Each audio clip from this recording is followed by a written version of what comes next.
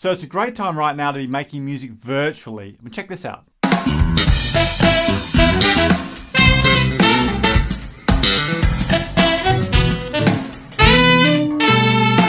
So we can't go and physically jam with other musicians, but you know what? These days it's so easy to make music virtually, and in today's video I'm going to walk you through a couple of projects I've done recently doing exactly that, connecting with musicians and making some cool music, and show you the steps that you need to do to get a project like this going, and show you how easy it is too. So if you're new here, don't forget to click subscribe, give us a thumbs up and click the bell icon, because I'm making videos like this all the time and I don't want you to miss out on any. Right, let's get stuck in. G'day, it's Nigel here from Sax School. Hey, thanks for joining me on another one of these videos. So we did a project recently within Sax School where we did a huge collaboration on the track Lean On Me. That was a massive job, and I'll tell you a little bit about that in today's video. But I also did a really cool collaboration with a musician from Brazil called Marcelo Gois. And it was a whole lot of fun, and it really got me thinking about how easy it is for us to be doing projects like this. Now, we're always talking about making videos with our members in Sax School, and we've got over 10,000 people who've been through Sax School now, and a big part of the learning process is going through the process of making a video and sharing it and getting feedback, because that's kind of like a baby step toward actually performing. So we're always doing that in our members area, and it's a load of fun, and it really helps my students to progress quickly. So if you've never connected and played with another musician, then doing something like this virtually is actually a great first step. And if you're already an experienced player, then this is a great way to connect with a whole bunch of new people that don't even need to live in your town. They could be anywhere in the world. So what's the first step for getting started with a collaboration? Well, I'd suggest you go out and explore musicians on YouTube and on Instagram. There's so many musicians on there, and you can find people whose style you like, or the sound that you like, or are interested in the same style of music that you are. Now for me, Marcelo actually reached out to me on Instagram and suggested a project that we could do together. For my Sax School project, the Lean On Me project, I actually instigated the project with all of my members. So I reached out to my community and did it that way. But I'd suggest the first step is to go exploring musicians on YouTube and on Instagram, and on Facebook. Chances are you're already connected with musicians who you admire already. Now, once you've connected with musicians, step 2 is to decide on the project that you want to do together. So for me, with the Lean On Me project, I knew I wanted to do the tune Lean On Me, and I arranged it for 6 parts.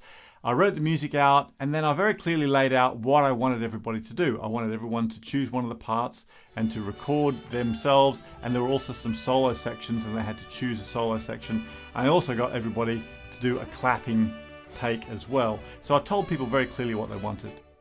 For my project with Marcelo, he had a track that he already wanted me to add some saxophone to. So he told me, this is the track and this is what I'd like you to do. I'd like you to come up with your own saxophone lines over my track. But it's very important that you define what it is you want to do together. Somebody in the relationship has to be the driver and be making the decisions on how to move forward. Otherwise, you're never going to get there. So you've connected and you've decided what you want to do. The next step is to get a guide track that you can all start to work on. So for the Lean On Me project, I recorded all the parts into one MP3, and I sent that out to everybody who was going to collaborate with me on that massive project. And we had about 200 people of our members who joined in. So they all had the guide track, they all had the music, and they all had the instructions from me from step 2, so they knew exactly what they needed to do. Now for my project with Marcelo, he provided me with the track he'd already recorded with him on bass and Jonathan on drums. So we had the guide track there with the bass and the drums. That already done some video as well, and I had a chord chart, but I didn't have any music because he'd asked me to come up with my own lines. So every project's slightly different, and you need to work out the best way forward for you, but super important that you're all recording off a single guide track. That way, all the videos and all the audios are going to combine together and be in sync and work. So there's 3 more steps in the process, but first of all, tell me, what would be your dream collaboration? If you could collaborate with anybody, anyone at all, who would it be? Let me know in a comment, I'd love to know. So what's the next step? You've found your musicians, you have decided on a project, and you've got your guide track. So the next step, step 4, is for you to start to create your part for this collaboration. And I'm going to show you an easy version and a more advanced version that you could do for this step. So for my Lean On Me project, we had a lot of people join in. We have around about 200 players, 200 of our sax school members that sent in videos and joined in, which is pretty awesome, but it's also a huge amount of videos. So what I did is just suggest that people use their mobile phones to make their recordings. So they needed to choose their part, learn what they were going to play, and then use a different device to listen to the guide track. It could have been their computer or their laptop or their tablet or whatever, or another phone, and then use a mobile phone to record themselves and also record the audio. So the video and the audio all in one device. Pretty easy. And you know what? Most modern mobile phones are actually brilliant cameras and brilliant recorders. Now, a mistake that I made when we were doing this project is I didn't specify about using it landscape or portrait.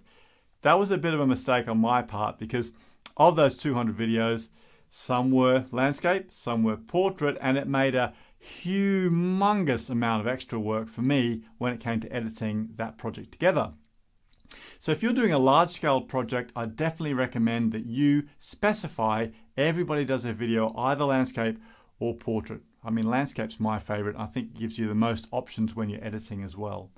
So also it's a good idea if you're working with other people in your collaboration who aren't used to making videos, that you suggest to them that they have a nice clear background, they use plenty of light, and they use some sort of tripod or something to hold the camera still.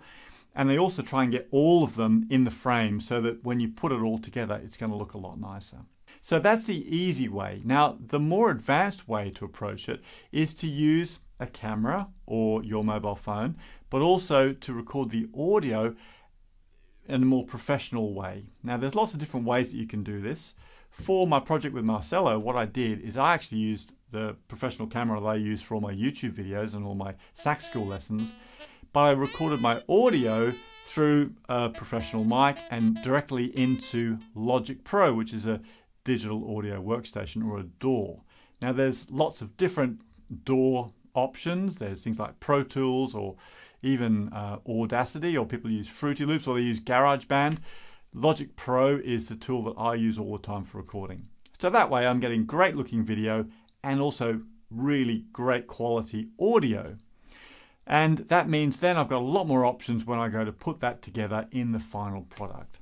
Now, there's no reason why you can't just do it on your mobile phone, and there's tons of fantastic projects, collaborations that are simply done with a mobile phone. You could also use a GoPro. There's just tons of different options, but if you've got a decent, relatively new phone, then you're off to a good start. So the fifth step in the project is to, of course, put all the video and audio together. Now, perhaps you're not doing it. Perhaps the people you're collaborating with are going to do all the video editing, which is great because it'll save you a massive job, in which case you're just going to have to send over all your video and audio footage to them. And often the file sizes can be big, so you could use something like Google Drive or Dropbox or WeTransfer. Those are all great ways to share files, big files, with other people. For me, I did the video editing on the Lean On Me project, so everybody sent their videos in to me. And like I say, we had about 200 different videos, so there's quite a lot of work to do. Now, I use professional video editing software when I'm making all of my videos. I use Final Cut Pro, which is an Apple software, most of the time for my YouTube videos or for my sax school lessons. But for the Lean On Me project, I actually used Adobe Premiere Pro because it seemed to be a software that was more suited to that kind of project where I had a vast number of videos to edit together. We had about 50 gigabytes of video. It was a humongous project, and Adobe Premiere Pro did work better for that.